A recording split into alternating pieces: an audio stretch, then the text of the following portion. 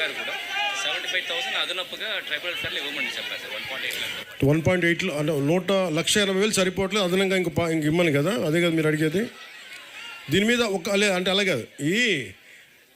ఇప్పుడు గత ప్రభుత్వం నడిపిన నాయకుల్లాగా జేబులో ఉన్న డబ్బులాగా నేను అట్లా కూర్చోబెట్టి చేసేస్తానని చెప్పి వాళ్ళు ఋషికొండ ప్యాలెస్ కట్టుకున్నారు. వాళ్ళు నేను దాన్ని అందరితో మాట్లాడి, సీనియర్ నాయకులందరితో మాట్లాడి, అధికారులతో మాట్లాడి, దానికి అదనంగా ఎలా నిధులు లభించాలి, 1,80,000 దాటి ఎలా అదనంగా నిధులు ఇవ్వాలి, దాని మీద మాట్లాడి నేను దాని దిశగా ఆలోచిస్తాను. కొంచెం సమయం ఉన్నా అంటే కొన్ని ఇళ్ళకి చాలామంది సిఎస్ఆర్ ఫండ్స్ ఉన్నాయి, కొంతమందితో మాట్లాడుతాం. అది వ్యక్తిగతంగా మేము చేయగలిగేది. అంటే మేము మనసు పెట్టి పనిచేస్తాం. మీరు కొంచెం పెద్ద మనసుతోటి 1,80,000 ఇంకా బలమైన ఇల్లు కట్టొచ్చని టెక్నాలజీస్ ఉన్నాయి, అవి కూడా ఆ దిశగా కూడా ఆలోచిస్తాం. అంటే ఈ మాట చెప్పి నేను ముగిస్తాను సభ. మీరు ముఖ్యంగా ఒక్క నిమిషం, గత ప్రభుత్వం ఏం చేసిందో మీకు తెలుసు. ఒకసారి మీరు అల్లూరు సీతారామరాజుని గుర్తుపెట్టుకుంది నేల. మీ హక్కుల కోసం పోరాడే వాళ్ళని గుర్తుపెట్టుకోండి. కూటమి ప్రభుత్వం 100 మందికి దాటి 250 మంది ఉంటే తప్ప మేము రోడ్డు వెయ్యం అనే పద్ధతి నుంచి నరేంద్ర మోదీ గారు వచ్చాక 100 మంది ఉన్నా చాలు రోడ్డు వేస్తామని చెప్పారు. ఈరోజు రోడ్లు వేస్తూ ఉన్నాం. అలాగే 100 మంది లోపున ఉంటే దాని మీద కూడా ఆలోచిస్తూ ఉన్నారు. అవి నిధులు ఉన్నా లేకపోయినా మీకోసం ఆలోచిస్తూ మేము 20 మంది ఉన్నా, 30 మంది ఉన్నా, 40 మంది ఉన్నా ఈరోజు రోడ్లకి వేయడానికి శ్రీకారం చుట్టాం. అలాగే మీరంతా చేసేది ప్రకృతి వ్యవసాయం. ప్రకృతి వ్యవసాయానికి కావాల్సింది మార్కెటింగ్ కెపాసిటీ కావాలి. 1 సెంటు భూమి కూడా వేస్ట్ అవ్వకుండా మీరు పంటలు పండించగలిగే స్థాయి కనుక వస్తే మీకు గంజాయి వైపు వెళ్ళాల్సిన అవసరమే ఉండదు, మీకు బాగుంటాయి. అలాగే ఆరోగ్య ఫెసిలిటీస్ మటుకు చాలా బాగా చేస్తాం. అంటే నేను జివో నెంబర్ 3కి ఇది మాట్లాడుతూ ఉన్నా. ఇప్పుడు నేను మీ చేత ఓట్లు వేయించుకోవడానికో చప్పట్లు కొట్టించుకోవడానికో ఒక మాట మాట్లాడి చేసేస్తాం అని మాట్లాడేయచ్చు. కానీ మనం సుప్రీంకోర్టులో కొన్ని హైకోర్ట్స్లో ఉన్నప్పుడు కొంచెం జాగ్రత్తగా వ్యవహరించాల్సిన పరిస్థితి ఉంది. అన్ని ఉద్యోగాలు మనం ఎవరైనా సరే ఉద్యోగాలు ఎలా వస్తాయి మీరు ఆలోచించండి. స్కిల్ ఉండాలి. ఒకవేళ నాకు రిజర్వేషన్ లేనప్పుడు నేను ఏం చేస్తాను చెప్పండి? స్కిల్ డెవలప్ చేసుకుని వెళ్ళాలి. రిజర్వేషన్ వచ్చే వరకు వెయిట్ చేయడం నాకైతే భయం వేస్తుంది నా జీవితం. సో మీరు చెప్పిన GO 3 ఏదైతే ఉందో దాని గురించి ముఖ్యమంత్రి గారి దృష్టికి తీసుకెళ్తాను. ఈ లోపు మీరు ఆర్థికంగా ఇబ్బంది పడకుండా మీకు స్కిల్ డెవలప్మెంట్ చేస్తే మీకు ఫలితాలు వస్తాయి, మీకు ఆర్థికంగా బలోపేతం అవుతారు. మీ హెల్త్ ఎలా ఉందో అని ఎప్పుడైనా తెలుసుకోవాలనిపించింది మీలో? నేను మొన్న పోయినసారి అరకుకు పోయినప్పుడు ఒక కుర్రోడికి మార్షల్ ఆర్ట్స్ వచ్చు, మలేషియాలోకి వెళ్దామంటే అన్న నాకు సపోర్ట్ చేయట్లేదని.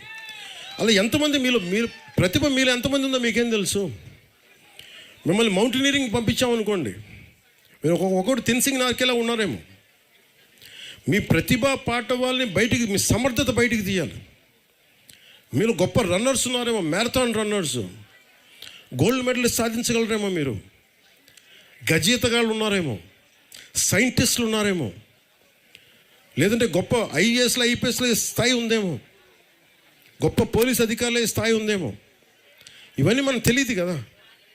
అందుకని ఈ ప్రభుత్వం పెట్టింది ఏంటంటే స్కిల్ డెవలప్మెంట్ మీద దృష్టి ఎక్కువ పెట్టింది. హక్కులతో పాటు, జీవోలతో పాటు, కాన్స్టిట్యూషన్ పరంగా, రాజ్యాంగ పరంగా ఎలాంటి హక్కులు లభించేలాగా ముందుకు తీసుకెళ్ళడంతో పాటు స్కిల్ డెవలప్మెంట్ చాలా బాధ్యతగా తీసుకున్నాం. అందుకనే నేను కోరుకుంటుంది ఏంటంటే ఇక్కడ సినిమా పరిశ్రమ కూడా రావాలి. వీళ్ళు ఎవరో బయట దేశాలకు పోతూ ఉన్నారు. ఆ డబ్బులు కనుక ఇక్కడికి వస్తే ఇక్కడున్న 50 మంది ఆడపడుచులకు కానీ ఇక్కడున్న 25 మందికి ఒకరోజు షూటింగ్ చేసే డబ్బులు వస్తాయి మనకి.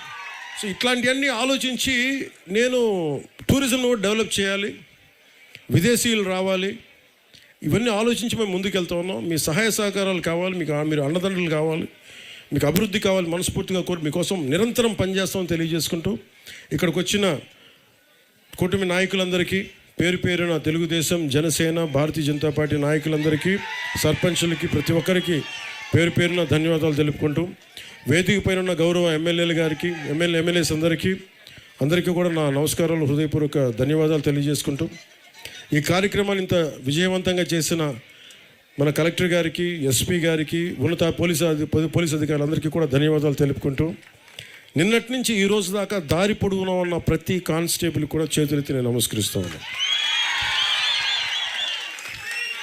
సో మనస్ఫూర్తిగా మీ అందరికీ, అలాగే ఈ రోజున నేను ఒక మాట చెప్పి ఫండ్స్ సరిపోవట్లేదంటే ఉన్న ఫండ్స్లో ఎలా అడ్జస్ట్ చేయొచ్చని ప్లాన్ చేసిన కృష్ణతేజ గారికి, పిఎస్ మధు గారికి, ఓఎస్డి వెంకటకృష్ణ గారికి కూడా మనస్ఫూర్తిగా ధన్యవాదాలు తెలియజేసుకుంటూ, మరోమారు ప్రధానమంత్రి గారికి నా ప్రగాఢమైన కృతజ్ఞతలు తెలియజేసుకుంటూ, ఈ కార్యక్రమాన్ని ఇంత తక్కువ సమయంలో మాకు అవకాశం ఇచ్చి పెట్టుబడులకి మాకు నిధులు సమకూర్చిన గౌరవ ముఖ్యమంత్రి గారికి, శ్రీ నారా చంద్రబాబు నాయుడు గారికి మనస్ఫూర్తిగా ధన్యవాదాలు తెలియజేసుకుని సెలవు తీసుకున్నాను. జై హింద్. ఇందాక ముఖ్యంగా ప్రెస్ సోదరులకు చెప్పాను, నేను మీకే ముందు కృతజ్ఞతలు తెలియజేశాను. ఈ సమస్యల్ని బయటికి తీసుకొచ్చింది మీరు కనుక ఈ సమస్యలను వెలికి తీయకుండా ఉంటే ఈరోజు ఇంత అద్భుతంగా జరిగి ఉండేది. మనస్ఫూర్తిగా మరోమారు పాత్రికేయ సోదరులందరికీ మరోమారు ధన్యవాదాలు.